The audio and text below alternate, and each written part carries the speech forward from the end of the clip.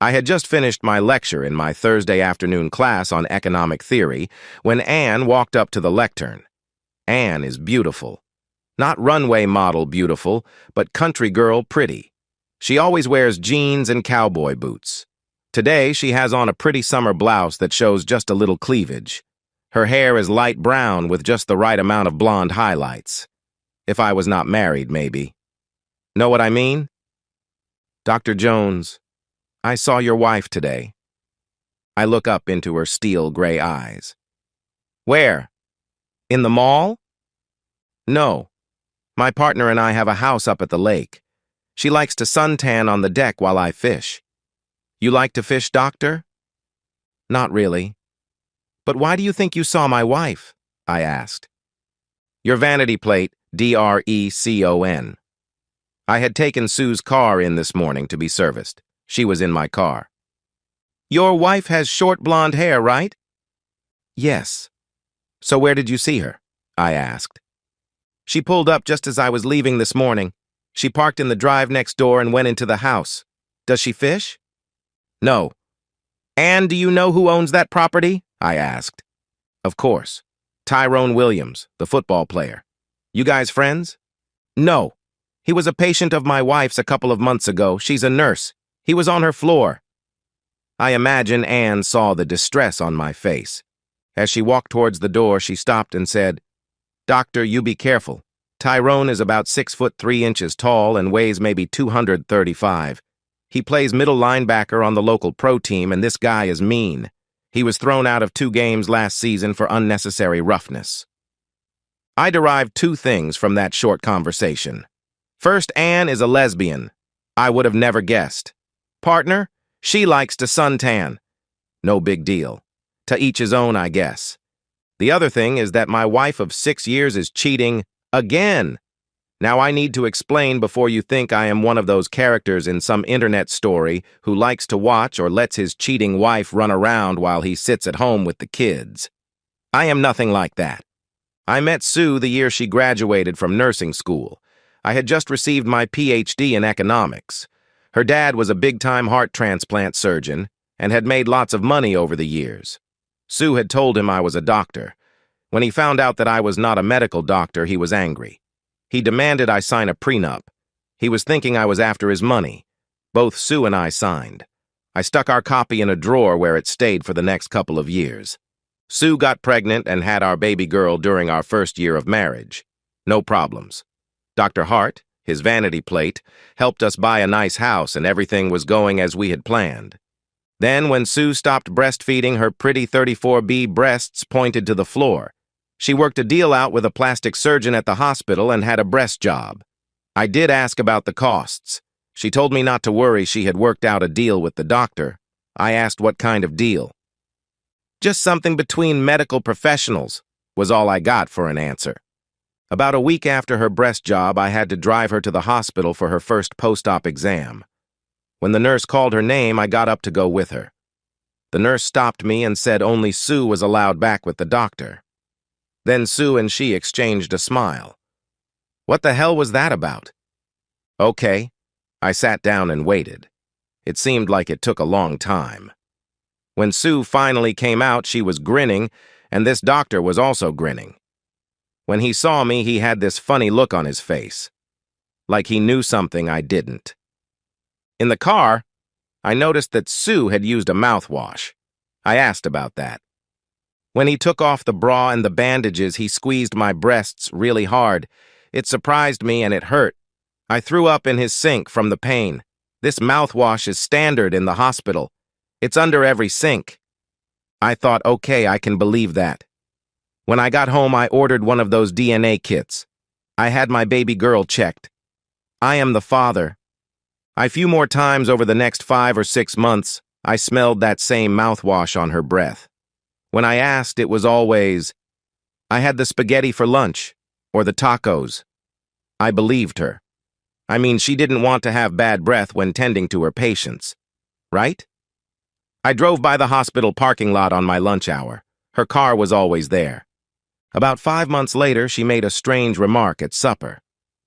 I guess Dr. Bells, the plastic surgeon, is out of my life. He accepted a job with a clinic on the West Coast. He, his wife, and kids have moved.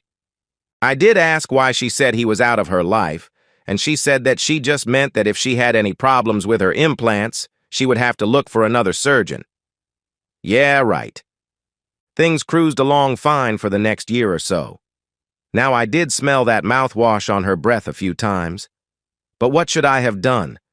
I would look like a fool in divorce court complaining about my wife's mouthwash. If I was going to enforce the prenup, I had to have irrefutable proof that she was cheating. On our daughter's 3rd birthday, I went and picked up little Becky and drove over to the hospital. We were going to have a birthday celebration at Mickey D's, my daughter's favorite restaurant. There on the steps at the side entrance was Sue. There was another man standing close to her. Too close. It looked like they were having a deep conversation. I blew the horn and she turned and looked surprised to see me. She said something to this guy who looked to be Chinese, then ran to the car. When she got in, I asked her what that was all about. "Oh, that's just Feng. He's one of the students here. I gave him a bad grade on his bedside manner and he's angry. He'll get over it. He graduates in a month, and then he will be someone else's problem." We made it to the restaurant and had a nice celebration. I took Sue back to the hospital and Becky back home to the nanny. I made it back to the university in time for my afternoon classes. The next morning, I called the hospital. They are not a teaching hospital. Sue lied. Still no proof of anything. For the next year and a half, life was great. Sue was always home when I got there, and though I did smell the mouthwash on her breath every now and then, I wrote it off to her having a chili cheese dog at lunch. A couple of months ago, she came home all excited. There was a celebrity on her floor. Tyrone the Beast Williams was in the hospital undergoing some tests. He was a professional football player. He had been an All-American in college then. For the first 3 years, he was All-Pro. I do not follow football, so I was not impressed. I should have been. This is the same Tyrone that Anne said owned the house next door to her on the lake, the house my wife had visited this morning. I get home and find our daughter, who is almost 5 years old now, sitting in front of the television watching a cartoon movie. "Where's Mommy? She has a headache and is upstairs in your bedroom." I start thinking. Thursday is what she calls one of her ME days. She is off work, and instead of staying home with her baby girl, she goes shopping, has lunch with a couple of her friends from the hospital, then is home by the time I get here at 5 p.m. I need to check something. In my home office, I pull up my diary. There it is. Every Thursday for the past 7 Thursdays, she has come home with a headache or some other excuse for why we cannot make love. Usually, it is Saturday, or on a couple of occasions it was Sunday before we made love. I feel stupid. I should have picked up on that. But now that I know, I may be able to get that irrefutable proof that my attorney said I would need. I knocked on the bathroom door and asked if she was all right or needed anything. She said no, that she just needed to relax and see if her headache would go away. She asked me to take care of Becky tonight. I agreed and went back downstairs. The nanny had left supper for us, so I fed the baby and then got her bathed and in bed. I killed time on the internet finding out all I could about Tyrone Williams. At around 11 p.m., I showered and went in and got in bed next to Sue. I knew she was awake, but she was pretending to sleep. I let the cheating woman sleep. The next morning, she was up early and off to work. I got a kiss and was told to have a good day. I had a plan. I went to the university and asked my grad assistant to take my morning class. He was happy to do it. Then I lied and asked to borrow his car. I drove up to the lake. I parked down the street from the house I wanted to check out. It was locked up tight. There were shades on all the windows, and it looked like there were drapes behind the shades. No way was I going to get a photo of what I know is going on inside every Thursday. I need another plan. I could wait until they are inside, then kick in the front door and start taking pictures. Yeah, that will work. Not. Tyrone is a violent man existing in a violent world. I am 5'10" and weigh maybe 180. I have never been in a fight in my life. This guy could kill me and he would not go to jail. I would be the one charged with home invasion if I lived. I walk back to the car. I thought I saw someone peeking out the window of the house next door, but I could be wrong. On the drive back, I started remembering everything I had read about Tyrone last night. He is married. Maybe I could solicit help from her. Back at the school, I got a call from Sue. She was going to work a double, meaning she would be home around midnight and, you guessed it, too tired to make love. After I had the baby in bed, I did a deep dive into Tyrone's wife. She has a huge social media presence, lots of pictures of her and Tyrone. This girl is beautiful. Long red hair, green eyes, and a body to die for. She was a cheerleader in high school then again at the university where Tyrone played. That's where they married 5 years ago. They have no children. As I read through some of her social media posts, I wondered what the hell this girl majored in college. She talked like she was raised in a ghetto. She had probably used that hair, her body, and probably that mouth to get herself through college. On Monday, I again borrow my grad assistant's car and drive over to Tyrone's house. Nothing. Neither she nor Tyrone left the house before I had to get back for my afternoon class. Another idea forms in my mind. It is now Thursday, and I am again sitting in front of Tyrone's house. I see him leave for the lake. I give him a couple of minutes, then I start to get out of the car. Damn. She comes flying out of the driveway. I ran back to the car and decided to follow her. She does not go far when she pulls into a Starbucks. I give her a minute, then follow her in. She is sitting at a table drinking her $10 cup of coffee with ice cream in it. I do not order, just walk over to her table. She looks up and exactly like I suspected says, "Who the hell are you?" "The man whose wife your husband is messing with right about now," I replied. She motions me to sit. I notice she is wearing the longest fake nails I have ever seen. She just looks at me, so I start the conversation. Every Thursday for the past 2 months, they meet up at the lake. She is a nurse and they met when he was in the hospital. Blonde woman with big breasts? I started to say that be her, but I refused to sink to her level.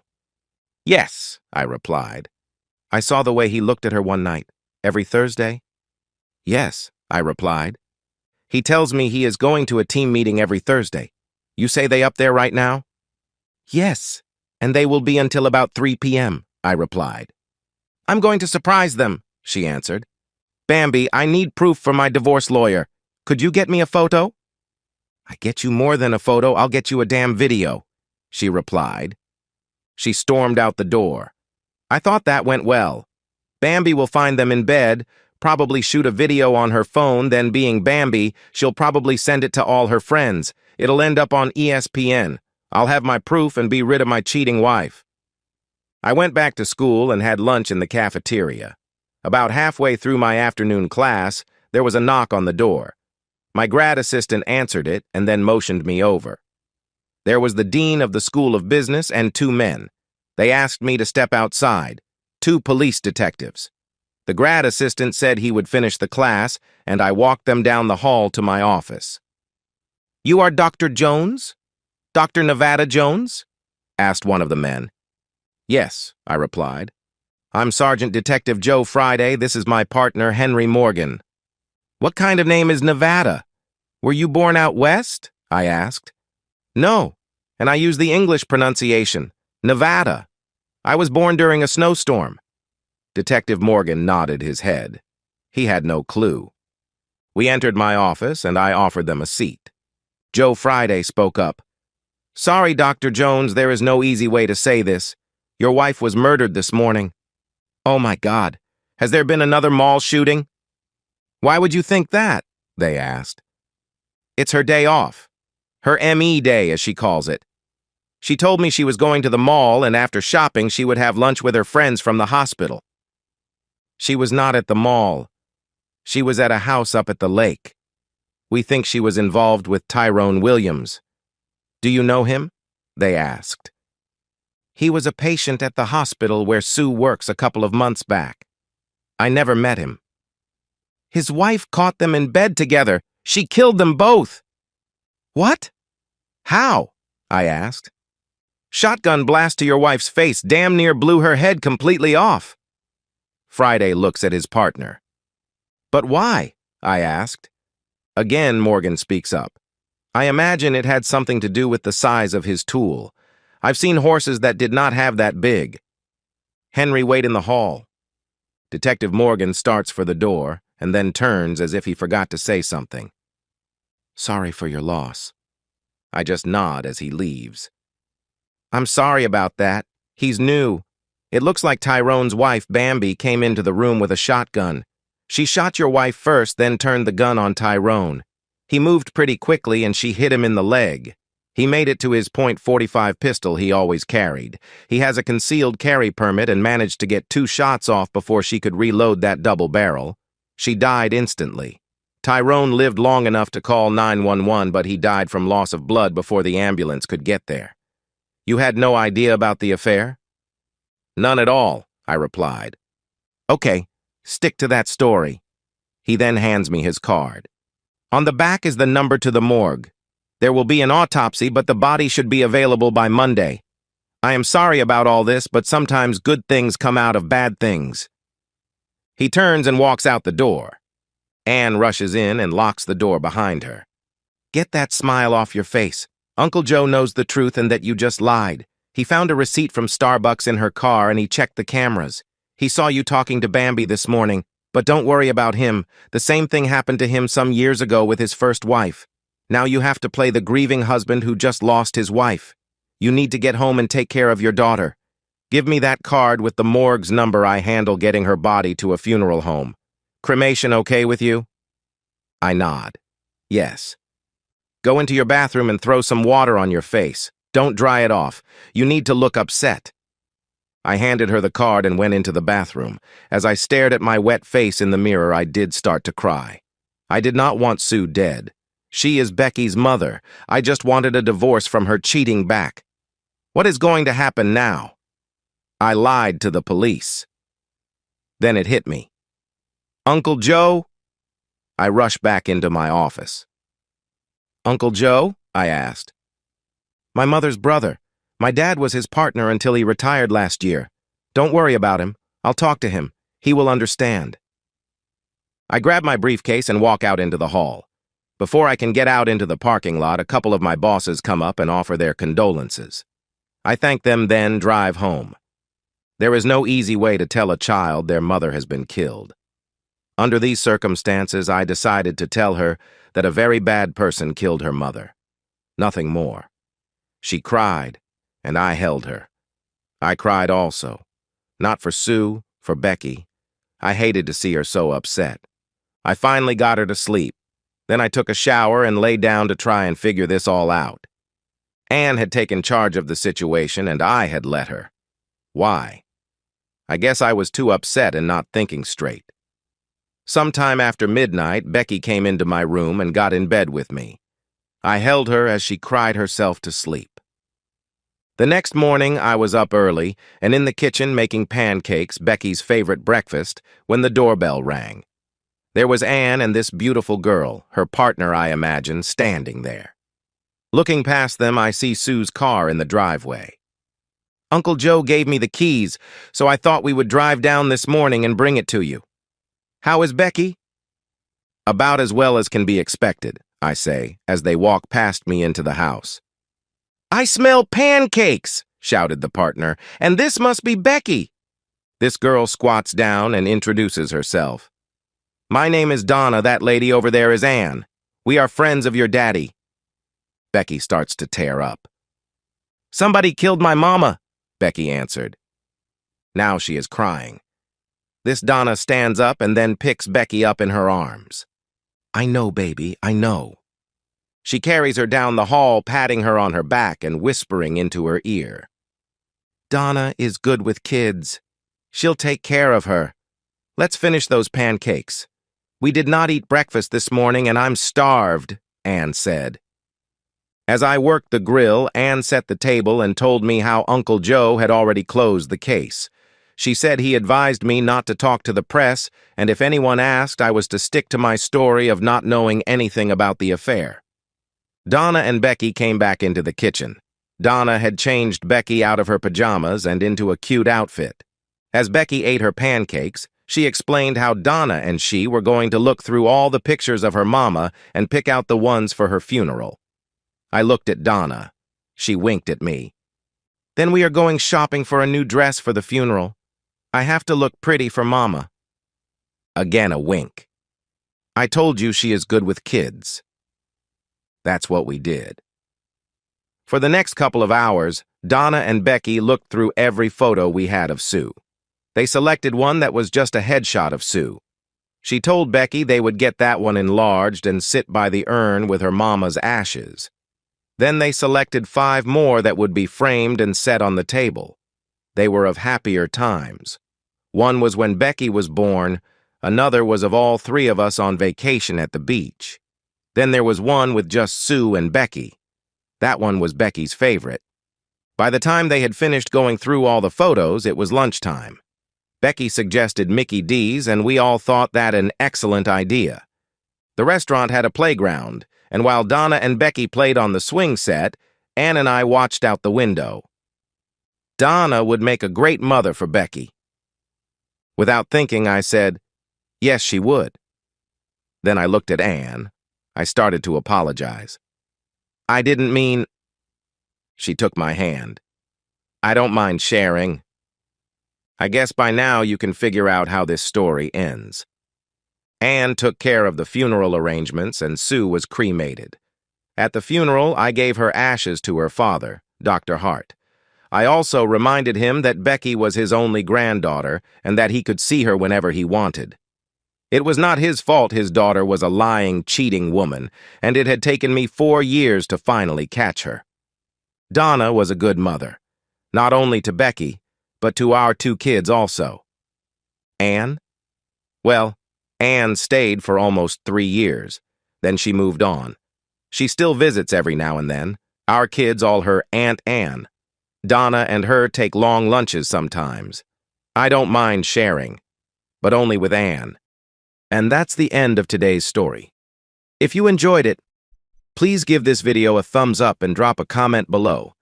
Your support helps the algorithm push my content further. If you're new to the channel, don't forget to hit that subscribe button. It really helps me keep creating more stories for you. Thanks for watching, and I'll see you in the next one.